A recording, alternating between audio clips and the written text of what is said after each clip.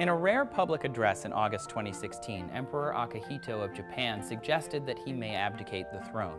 Japanese emperors are constitutionally barred from stepping down, and no monarch has done so in nearly 200 years.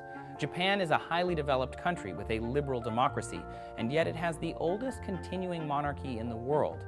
So how does Japan's monarchy actually work?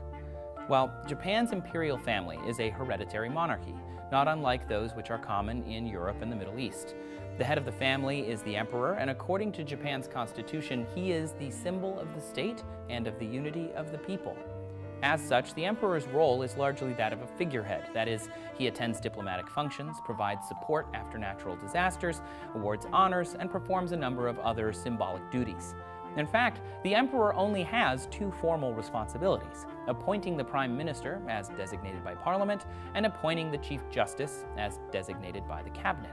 The emperor does not take part in the lawmaking process and, in fact, is rarely even seen by the public. Since Emperor Akihito took the throne in 1989, he has only addressed the country on television once prior to his recent appearance.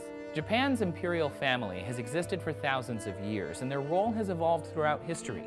From the 12th to the 19th centuries, Japan was ruled by shoguns, or military dictators. Similar to today's prime ministers, their authority was only legitimate if it was approved by the emperor. But when the shogunate dissolved in 1868, a new constitution gave the emperor the authority to create and enforce laws and exercise supreme command of the army and navy. This lasted until the aftermath of World War II, when the occupying United States imposed a new constitution, barring the emperor from taking part in politics. This era marked not only a shift in the emperor's sovereignty, but also in his public persona. According to Japanese mythology, the first emperor in 660 BC, as well as each of the 124 rulers who succeeded him, are descendants of the sun goddess of Japan's Shinto faith. In fact, the Japanese word for emperor literally translates to heavenly sovereign, and throughout history, emperors have even been referred to as gods. This narrative was reinforced by centuries of tradition, as well as government propaganda, and during the Second World War, it culminated in imperial cults, kamikaze bombers, and other fanaticism. After Japan lost the war, the emperor publicly announced that he was not a god, and rejected the belief that emperors are divine. In order for Emperor Akihito to resign, Japanese parliament must revisit a 1947 law barring him from doing so. Although nothing has been confirmed, Akihito's 56-year-old son would likely advance to the throne.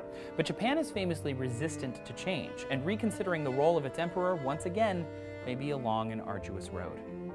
If you're like me and you love history, science, and exploration, you should check out Discovery Go. You can binge watch all the seasons of your favorite Discovery Channel shows. I'm currently working my way through Mythbusters, probably not a surprise. Check out the link in the description below to learn more. Japan is the only country that still has an emperor, but there are still a handful of nations that have kings and queens. To learn more about the monarchies of the world, check out our video here. How many other nations have kings? 10? 12? No, way more.